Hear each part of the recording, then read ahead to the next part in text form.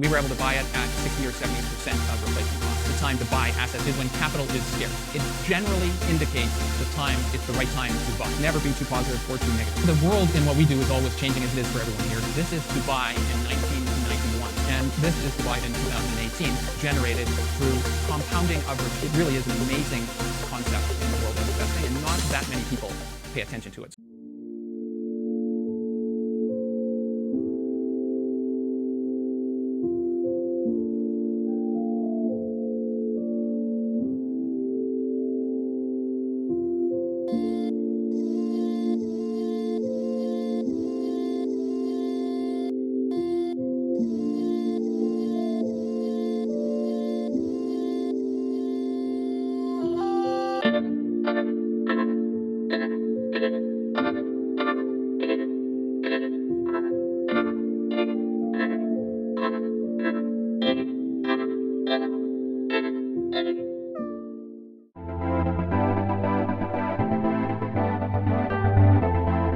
An example, we bought this incredible picture, actually. It's a pump storage facility. So we own water, we run it down, we generate electricity, and at nighttime with electricity costs lower, we pump the water back up to the top of the hill and put it in this bathtub.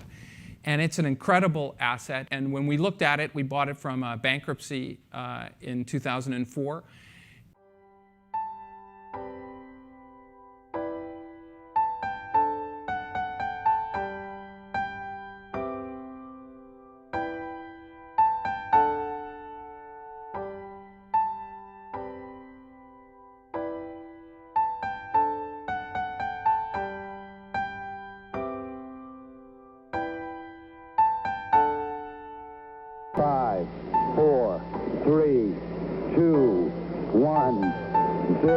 All engine running.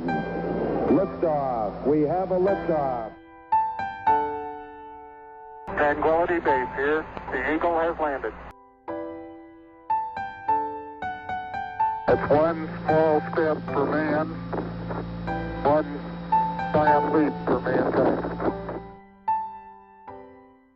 And we didn't know what we were going to be able to do it. What we'd be able to do with the asset. It had no income on it, but we knew it was a great asset, and we underwrote it that we would be able to hold it forever.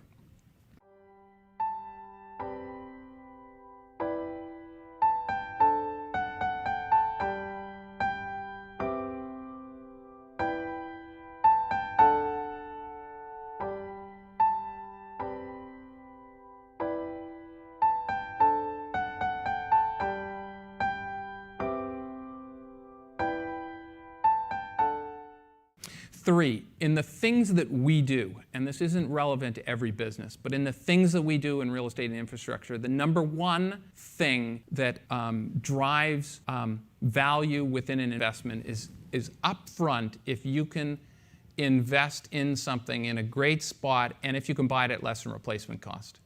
And if you can, it most often indicates value because the competitive product that will ultimately compete against you will cost more than what you paid. So you should be able to either earn a higher return or outprice your competition during the investment. And that's probably the number one thing, which is why you're always, in our business, what you're always trying to do is to move your capital to the places where others are not.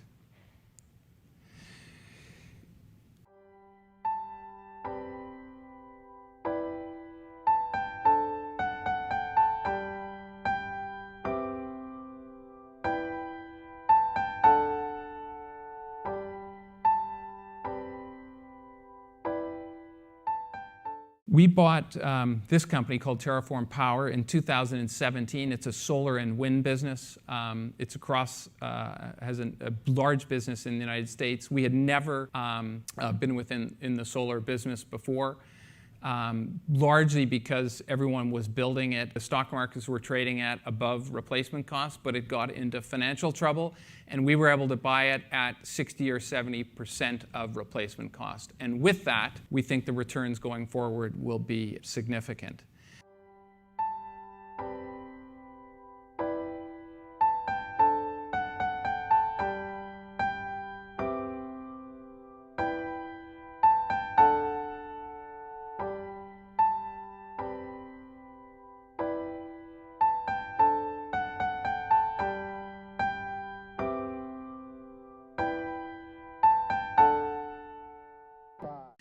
In 2014, we bought a number of office parks in India after having been in India for a lot of years, observing what went on and not making any investments. And these office parks we bought probably at 40 to 50% of replacement cost, which only because of the structure and the scarcity of capital that was in the country at that point in time. Fourth, the greatest mistakes, as opposed to the greatest opportunities, the greatest mistakes in real asset investing, in particular in real estate and infrastructure, have been made by those that misfinance their assets.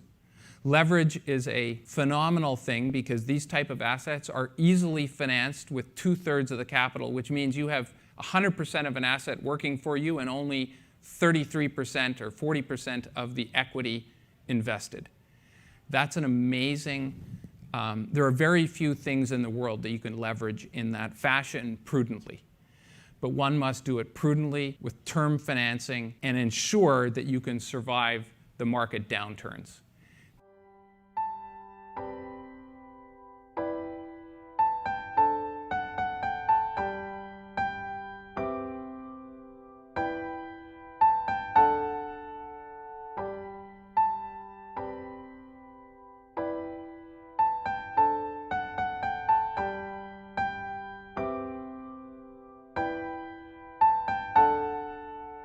Five, four, three, two, one, zero. All engine running.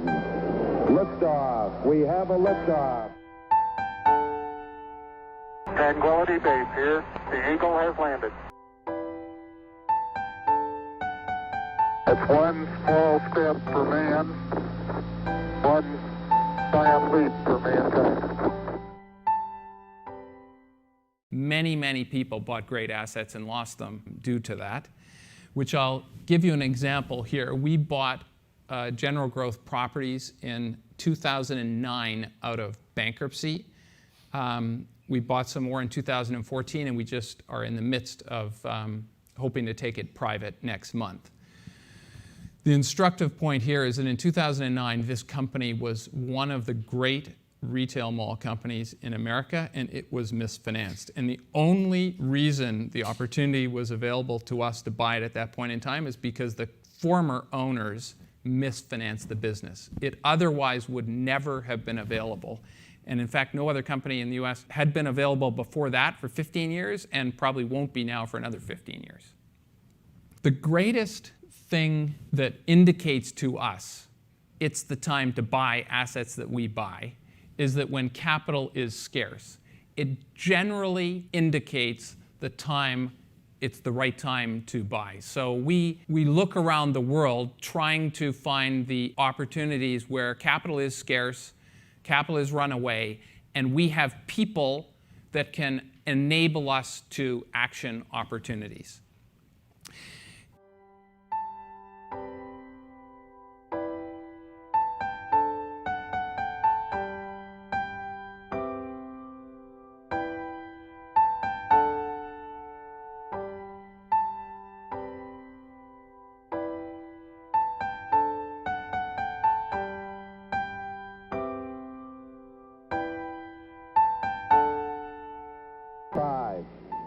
In 2016, we bought a graphite electrode company in the United States out of bankruptcy. It has plants all over the world. And this company, it provides the consumable to melt steel in the United States. And at that time, the steel market was incredibly under stress. But we were able to purchase it, and it was really only because there was nobody else in the market that would put capital into the steel industry at that point in time. Subsequent to this, we reorganized the business. We've now taken it public at 8 times the price that we paid, and it trades, it's listed on New York today.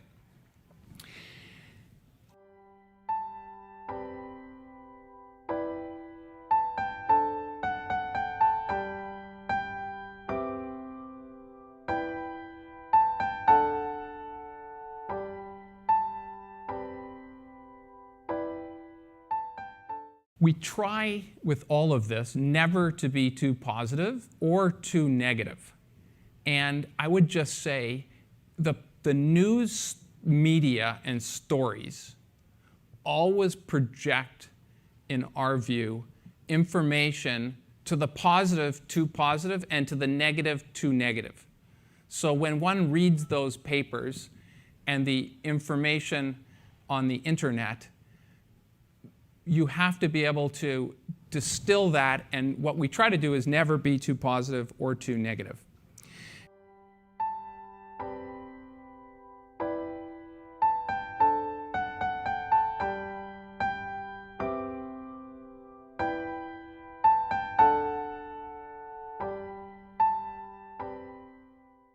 And I'll just use a small example.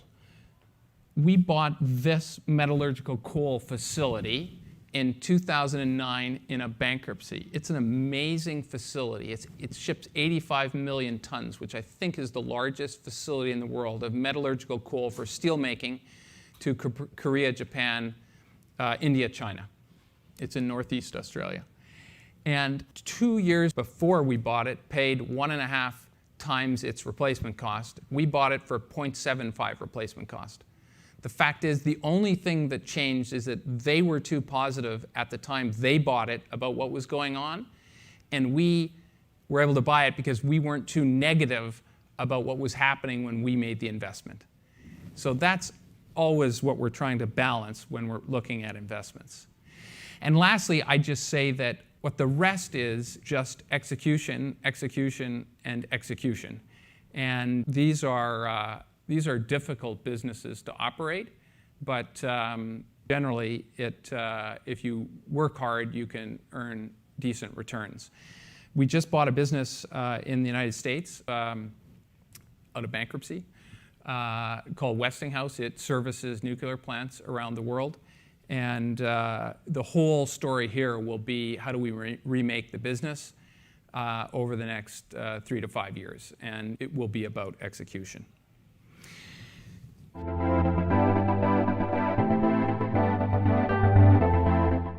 So often we get asked, that sounds like a positive story, what about what's hard? And I would just say we make many mistakes. It's not possible in investing not to make mistakes. So everyone should remember that you just have to keep making them. We try to not limit the amount of mistakes. We try to limit the effect of what the mistakes we make are.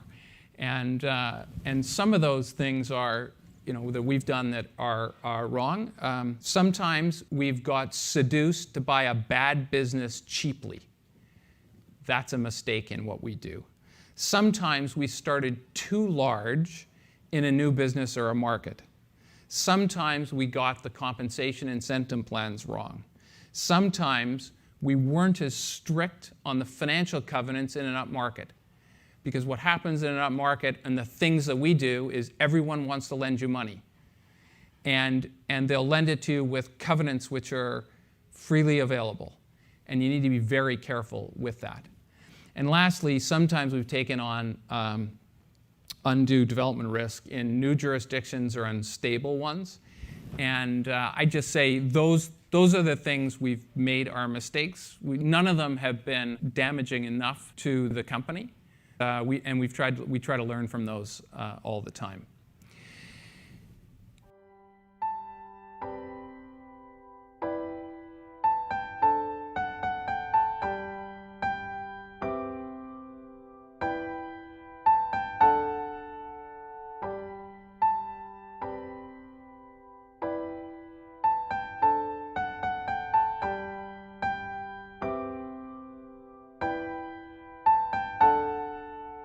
Five, 4, 3, 2, 1, 0. All engine running. Liftoff. We have a liftoff. Tranquility Base here. The Eagle has landed. It's one small step for man, one giant leap for mankind.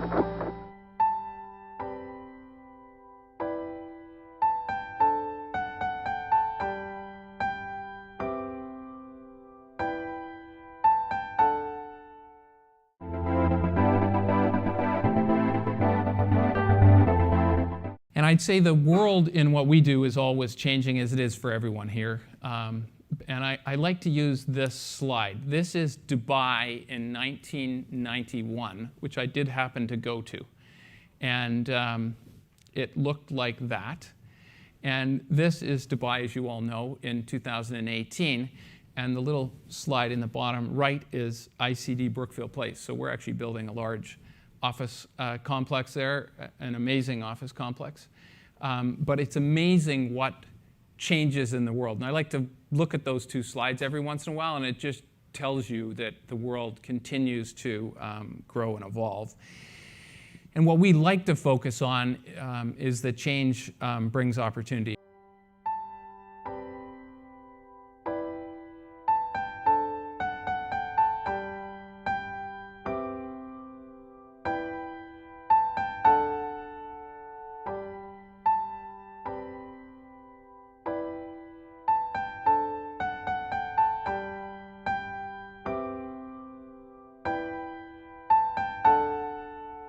Five, four, three, two, one, zero. All engine running. Liftoff. We have a liftoff. Second, we're a participant in the renewable power industry. With scaling up our production capacity, the industry has changed dramatically over the past 10 years. And we think, as one of the leading players in the industry, we can capitalize on that in a significant way. Third, natural gas, because of technology and fracking, became very cheap, in particular in North America. And as a result of that, it has totally changed industries. It's brought chemicals back to America. It has reversed pipelines from that used to go. We reversed a pipeline that went from south to north, is now going north to south. So it's changed industries across North America, and that's going to continue globally. And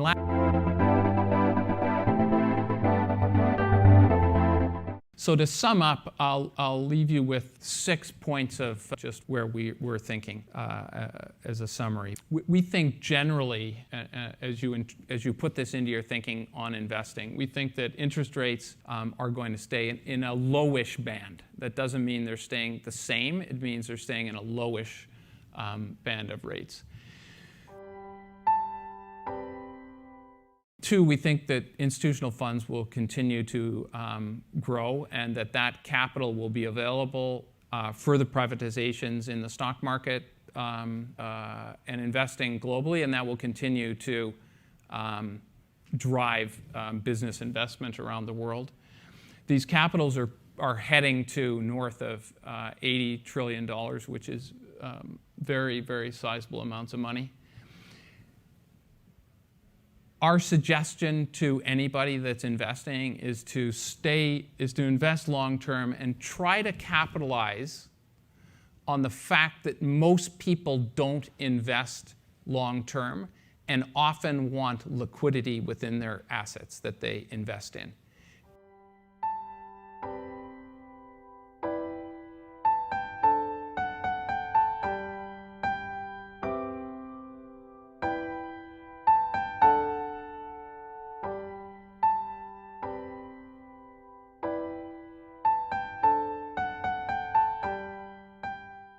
And there should be a premium for that if you can capture it.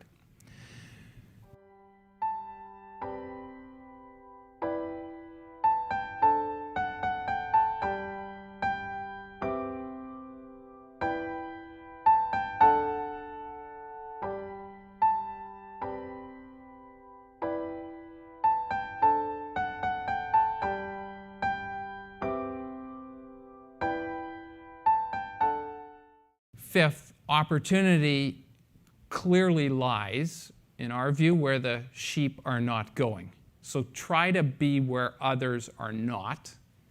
And it doesn't feel good often, especially sometimes for long periods of time, but in the end, it's often extremely lucrative.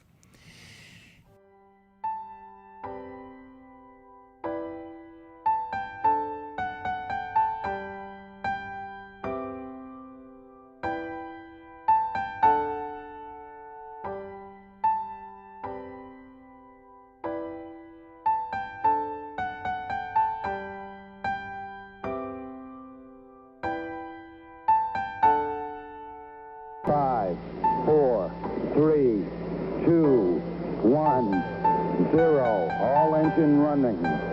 Liftoff. We have a liftoff. Tranquility Base here. The Eagle has landed.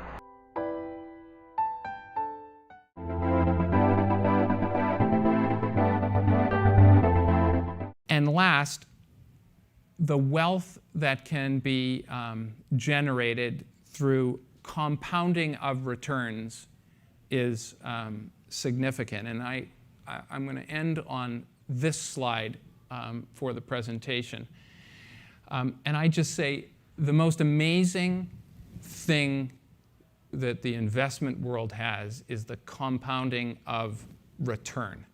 The compounding of returns with businesses, if you can do it at exponential numbers or at larger numbers, the numbers go exponential, as all you mathematicians know. It's amazing what it accomplishes if you can not make mistakes, too many mistakes, or lose capital on the way through, and you just keep compounding a return. And it really is an amazing concept in the world of investing, and not that many people pay attention to it.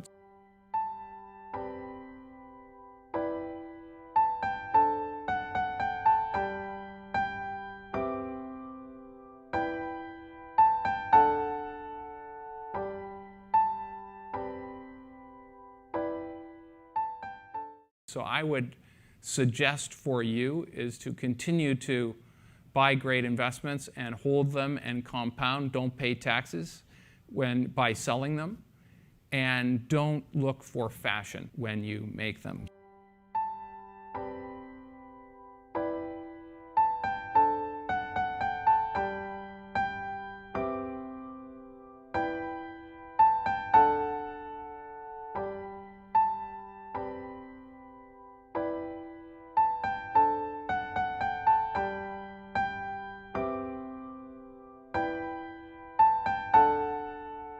Five, four, three, two, one, zero. All engine running.